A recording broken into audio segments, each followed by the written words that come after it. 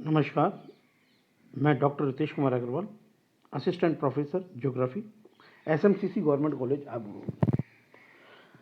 आप सभी का मेरे यूट्यूब चैनल पर स्वागत है। आज हम जो टॉपिक पढ़ने जा रहे हैं वो है उत्तरी भारत का मैदान, the great plains of north India. उत्तर का मैदान हिमालय के दक्षिण में पूर्व से पश्चिम में अवस्थित है। इसके दक्षिण में प्रायद्वीपीय पठार स्थित है। मतलब जो भारत का मैदान है, उत्तर भारत का मैदान है, वो हिमालय व प्रायद्वीपीय पठार के मध्य स्थित है। सिनोजोइक महाकल्प के चतुर्थ कल्प में इस मैदान का निर्माण हुआ है, तो नवीनतम मैदान है। चतुर्थ कल्प या क्वार्टरी एरा में इसका निर्माण हुआ है। यह मैदान उत्तर में हिमालय पर्वत व दक्षिण में प्रायद्वीपीय भारत से आने वाली नदियों द्वारा लाए गए जलोढ़ पदार्थों के जमा होने से बना है। तो मतलब इस मैदान का इस मैदान का निर्माण जो है वो हिमालय पर्वत की जो नदियां हैं या प्रायद्वीपीय पठार से जो नदियां आई उनके निक्षेप के द्वारा इसका निर्माण हुआ। रावी सतलज के किनारों से लेकर गंगा के डेल्टा तक इसकी लंबाई 2400 किलोमीटर की लंबाई में है। तो 2400 किलोमीटर इसकी कुल लंबाई है तथा चौड़ाई 150 से 500 किलोमीटर तक है।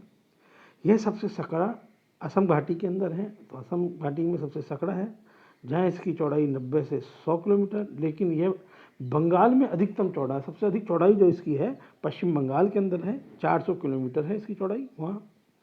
इसका कुल क्षेत्रफल 7,77,000 वर्ग किलोमीटर है। हम बात करें तो ये निक्षेप से बनने वाला मैदान है, इसलिए इसे अभिवृद्धिक मैदान भी कहते हैं।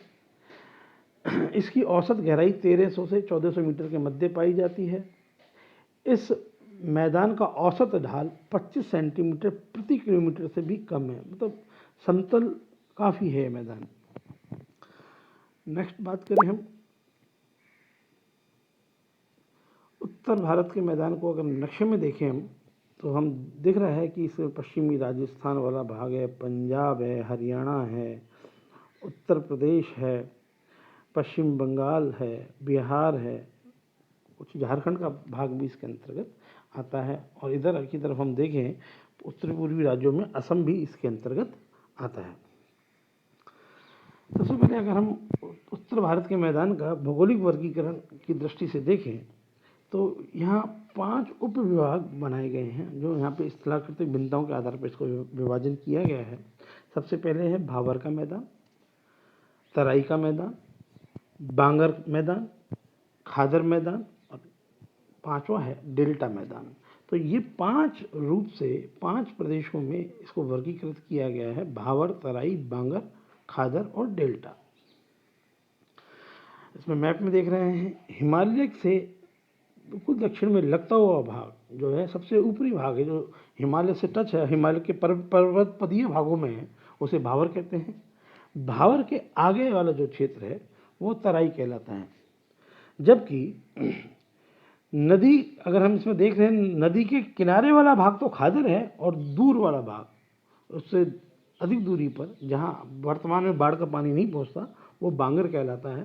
तो रिवर वैली जो होती है, नदी जो घाटी होती है, उससे लगता हुआ भाग तो खादर कहलाता है, और जहाँ पानी नहीं पहुँच पाता, पहले पहुँचता था लेकिन अब नहीं पहुँच पाता, वो बांगर कहलाता है। इसके अलावा जो नदी डेल्टा है वो नदी के मुहाने पर समुद्र तटीय क्षेत्र में मिलता है। सबसे पहले हम बात करते हैं भावर मैदान की।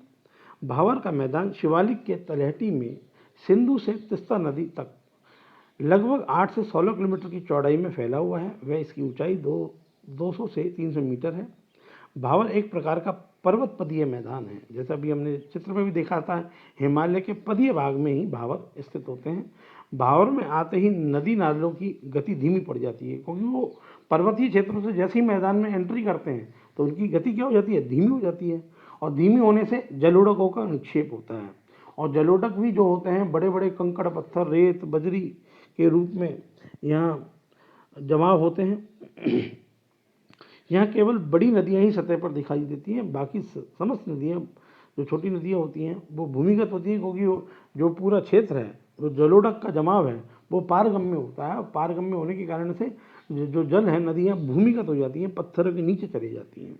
तो ये भावर पर्वतपदीय स्थिति रखता है और यहाँ बड़े बड़े निक्षेप पाए जाते हैं, मोटे रेत बजरी कंकड़ पत्थर का जमाव पाया जाता है और यहाँ सामान्यतः नदियाँ भूमिगत हो जाती हैं।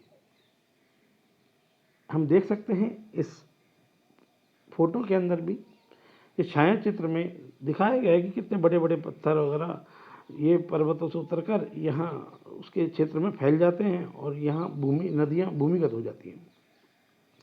तराई मैदान, इसे हिंदी के तर शब्द वेट शब्द से बना है, मतलब जहाँ बारिश ज़्यादा होती है, ह्यूमिडिटी ज़्यादा होती है। ये भावर के लगभग समानांतर फैला हुआ। तो जो तराई मैदान है भावर के दक्षिण में स्थित होता है। पहले पर्वत होता है, हिमालय पर्वत है जैसे भारत में, फिर भावर की स्थिति है और भावर के दक्षिण में तराई की स्थिति होती है। भावर में जो नदियां हैं वो भूमिगत हो जाती है, हमने देखा पारगम्य क्षेत्र होता है, जबकि तराई में नदियां पुनः धरातल पर आ जाती हैं। यह प्रदेश 15 से 30 किलोमीटर की चौड़ाई में फैला हुआ है तथा इसमें प्रवाहित नदियों का कोई निश्चित प्रवाह मार्ग नहीं होने से जल फैल जाता है। फलस्वरूप दलदली धरातल बन जाता है, मार्शी लैंड होते हैं, पानी फैल जाता है। भावर की अपेक्षा यहाँ बारीक कणों से निर्मित है। यहाँ सघन वनावरण में वन्य जीवन पाया जाता है। तो यहाँ मार्शी लैंड है, वन बहुत सघन पाए जाते हैं। अपेक्षाकृत यहाँ पर मिट्टी जो जमाव है वो भी कम पाया जाता है या बारीक पाया जाता है। योजना काल में यहाँ कृषि विकास के कारण बड़े भागों में वनों को साफ भी किया गया है, तो यहाँ कृषि का विकास भी हो चुका है। हम देख सकते हैं इस चित्र के अंदर तराई मैदान में कि तराई मैदान में नदियों के आसपास जो वन क्षेत्र था वहाँ वो काट के अब कृषि क्षेत्रों में परिवर्तित कर दिया गया है।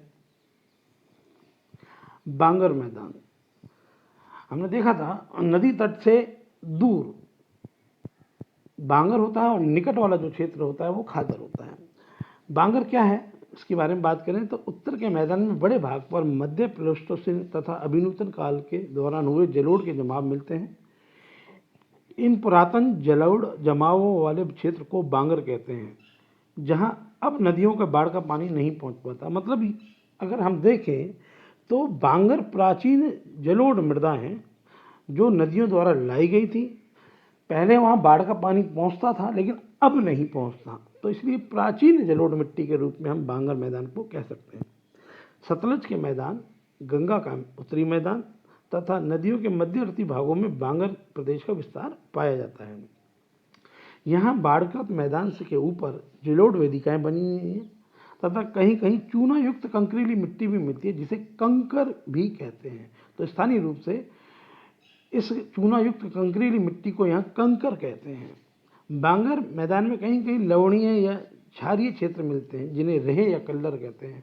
जैसे सफ़ेद नमक की परत बिछ जाना, सफ़ेद मतलब मृदा हो जाना, तो वो कल्लर या रेहे कहलाता है। ये अत्यधिक सिंचाई के कारण से भी ऐसा होता है। बांगर मैदान पश्चिमी बंगाल में एक निम्न पठार के रूप में पाया जाता है जहाँ इसका स्थानीय नाम बारिंद है। तो पश्चिम बंगाल में बांगर को बारिंद के नाम से ही जानते हैं। अब हम देख सकते हैं कि जैसे बांगर और खादर का मैदान अगर हम देखें तो नदी से लगा हुआ भाग तो खादर है और उसके दूर कम गहरा जो हरा होता है वो बांगर है दिखाया गया है, और अधिक गहरा हरा जो रंग का है वो खादर।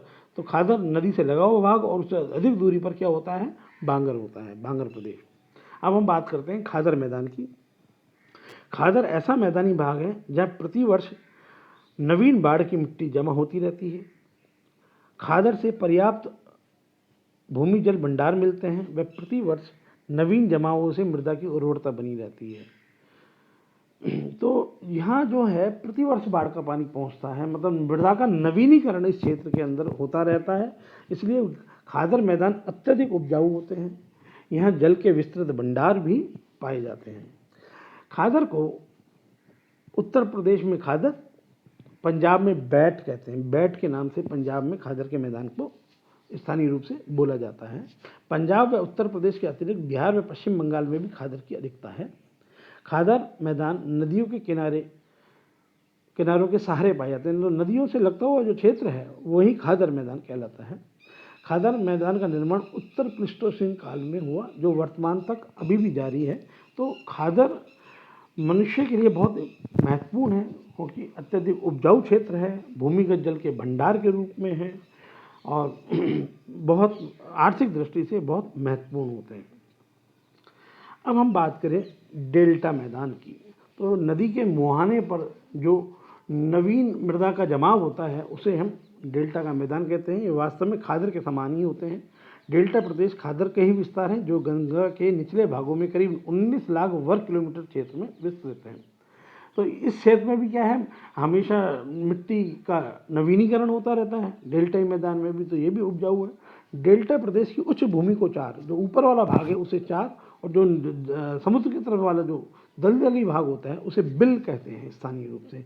तो चार तो उच्च भूमि को और दलदली भूमि को बिल कहते हैं। ये कई बार परीक्षाओं में पूछा गया हुआ सवाल है।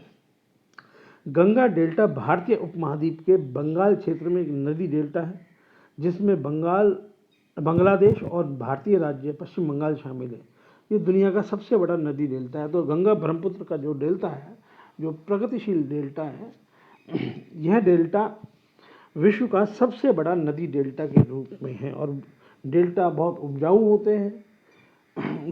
डेल्टा में कृषि की दृष्टि से बहुत महत्वपूर्ण होते हैं। इस क्षेत्र में भी दिखाया गया है। गंगा का डेल्टा है। गंगा जब भी कोई नदी समुद्र में गिरने लगती है तो कई शाखाओं में विभक्त हो जाती है, जिसे हम गुम्फित नदी के रूप में कहते हैं। और उसकी वितरिकाएँ जो गुम्फित नदियाँ हैं वो अपने साथ मतलब मलबा बहाने में असक्षम होती हैं अपने साथ, तो उसे वहीं छोड़ देती हैं और डेल्टाई मैदान बहुत उपजाऊ बन जाता है। धन्यवाद। इसी तरह मेरे वीडियो को देखने के लिए मेरे चैनल को लाइक करें, सब्सक्राइब करें। Thank you.